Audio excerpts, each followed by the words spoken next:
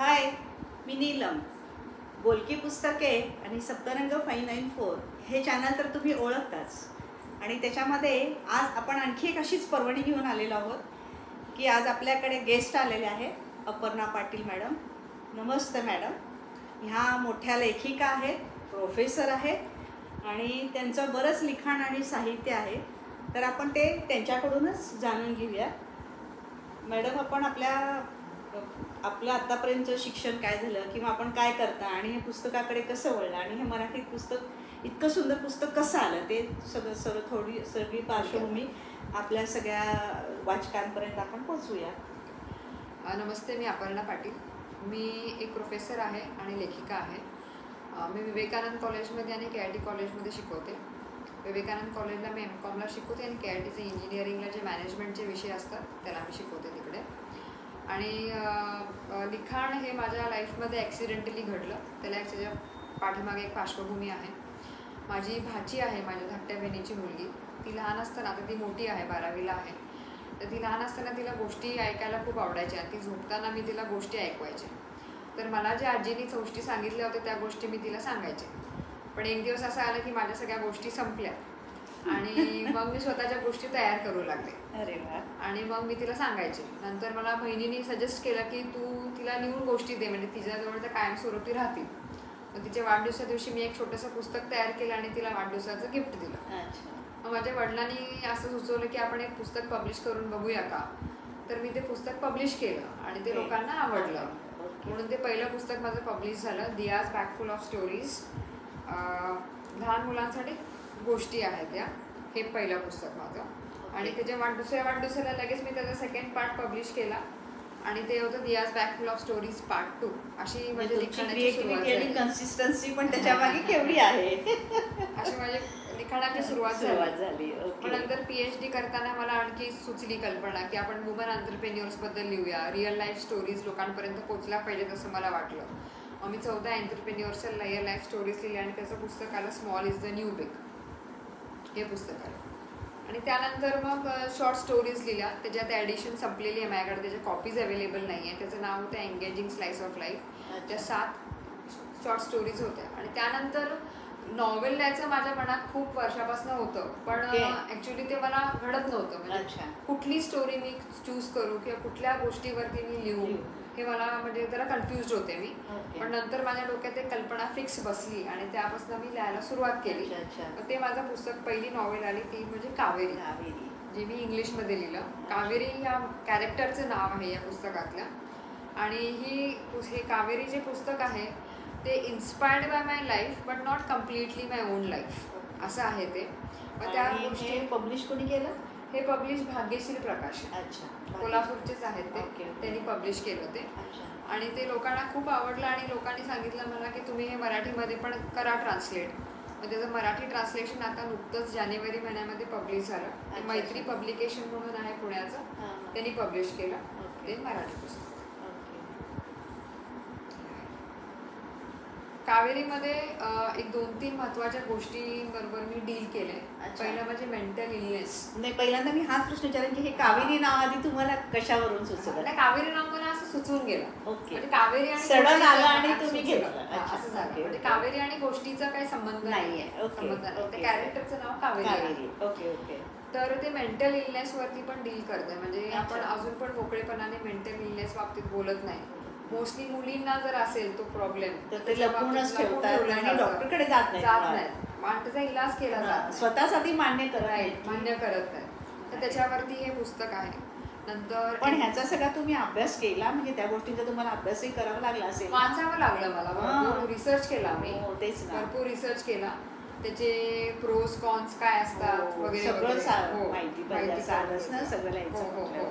आणि फार महत्त्वाचा विषय याच्यामध्ये आहे की तुमची स्वप्न तुम्ही कशी साध्य केली पाहिजेत. म्हणजे एक स्वप्न जर आपण जर नाही अचीव्ह करू शकलो तर that is not the end of the life. बरोबर. तुम्ही पुन्हा स्वप्न बघितली पाहिजे. विसे खांडेकरांचं एक वाक्य आहे बघा, त्यांची कविता आहे. त्या कवितामध्ये ते म्हणतात की तुम्ही तुमची जर स्वप्न तुटली आणि त्याची उपमा त्यांनी काचांवरती दिलेलं, तुम्ही रक्तबंबाळ पायाने त्या काचांवर पूर्ण चाललं पाहिजे आणि तुमची नवीन स्वप्न तुम्ही परत बघितली पाहिजेत आणि ती साध्य केली पाहिजे. So breaking of one dream does not mean the end of the life. बरोबर आहे, असं आहे. आणि ती शेवटी आपलं स्वप्न साध्य करते, पण वेगळ्या मार्गाने जावं लागतं तिला.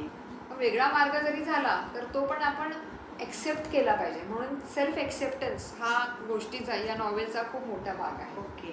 नाकारापासून स्वीकारापर्यंत स्वतःला आपण जसं शोधायला गेल्याशिवाय मिळणार पण नाही. म्हणजे पहिल्यांदा शोधण्याची प्रेरणा तुमचं हे पुस्तक देतं की तुम्ही स्वतःला आधी शोधायला सुरू करा. एक्झॅक्टली, अगदी बरोबर. तुम्ही तिथपर्यंत तुमच्या ह्याच्यापर्यंत तुम्ही मग तरच तुम्ही पोहोचू शकता. बरोबर, या बाबतीत हे पुस्तक आहे. अच्छा, म्हणजे खूपच सुंदर आहे. सगळ्यांनी ते नक्कीच वाचलं पाहिजे. आणि इंग्लिश आणि मराठी त्यांनी दोन्हीमध्ये सोय करून ठेवलेली आहे आपली. त्यामुळे तुम्हाला ज्या भाषेमध्ये आवडेल त्या भाषेमध्ये अमेझॉनवरती उपलब्ध आहे. आणि ह्याचे सगळे डिटेल्स आपण आपल्या सगळ्या डिस्ट्रीब्युशन बॉक्समध्ये आपण डिस्क्रिप्शनमध्ये देऊ.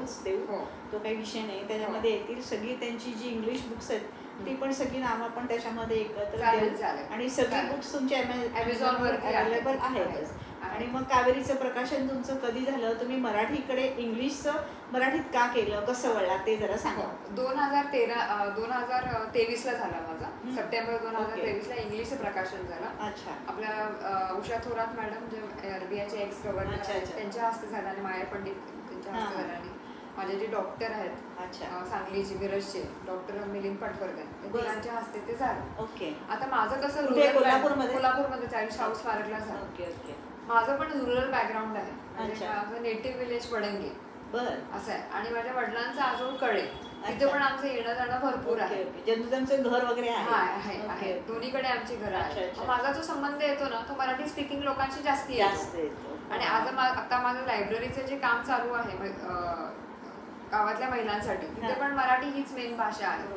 मग ती लोक माझी मेन ऑडियन्स होती. आणि ते म्हणाले, हे ताई तुम्ही इंग्लिशमध्ये लिहिले, आम्हाला कसं कळणार, तुम्ही आमच्यासाठी मराठीमध्ये ट्रान्सलेट करा.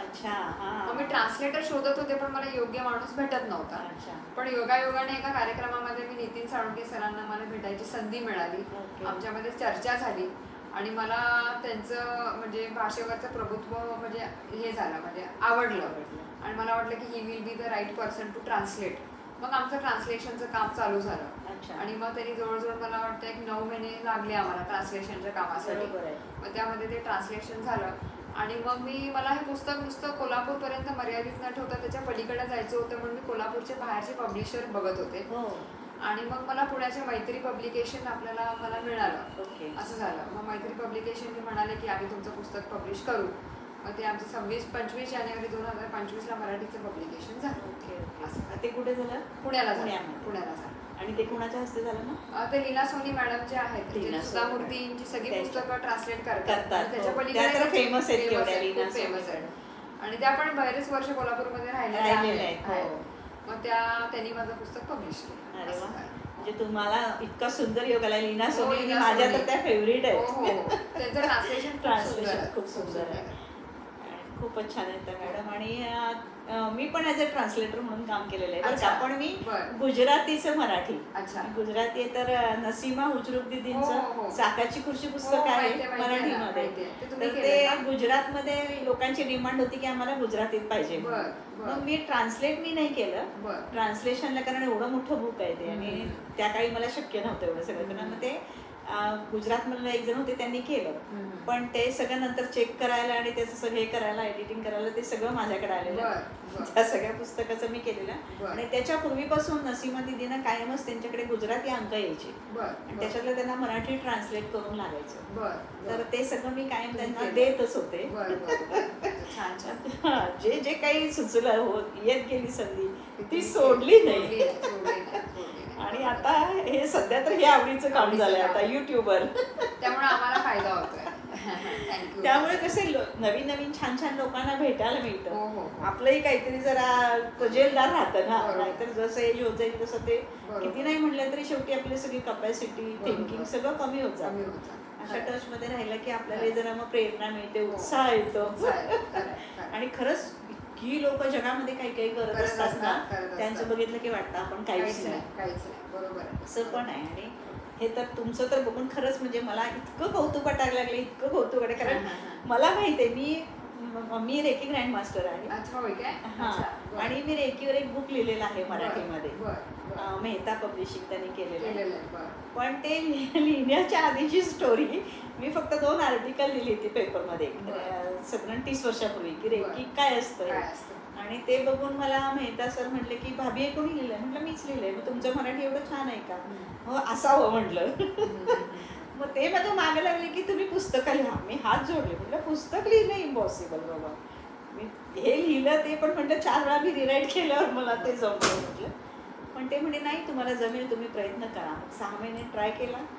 मग परत ते सगळं रिराईट करा, जोडा करून वर्ष लागलं. पण झालं, नंतर खूप झालं. पण मला प्रचंड मेहनत करायला लागली. म्हणजे लिखाण आणि ते कसं सायंटिफिक सगळं होतं ना, त्यामुळे त्याला थोडा त्रास झाला. पण जमलं. त्याच्यानंतर परत म्हणजे छोटे मोठे लेख लिहिते, पण असं साहित्य काय लिहायचं जमलेलं नाही. म्हणजे तो पिंड असावा लागतो. वाचन माझं प्रचंड आहे.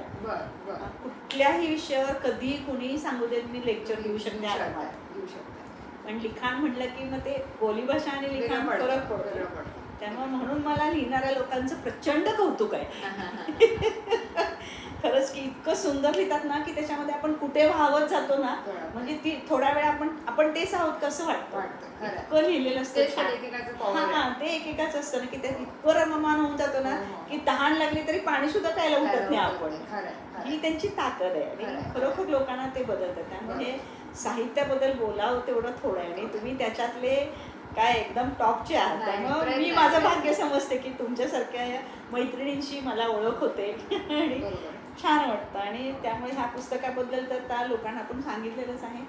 अजून तुम्हाला काही ह्या पुस्तकाबद्दल सांगावं वाटत असेल तर तुम्ही जरूर सांगा. हे पुस्तक तुम्हाला नक्की इन्स्पिरेशन देईल. कारण का तुम्हाला ह्यातल्या गोष्टी जर वाचल्या आपण, तुम्हाला वाटलं की अरे हे पण माझ्या आयुष्यात घडून गेलेलं आहे असं तुम्हाला वाटेल.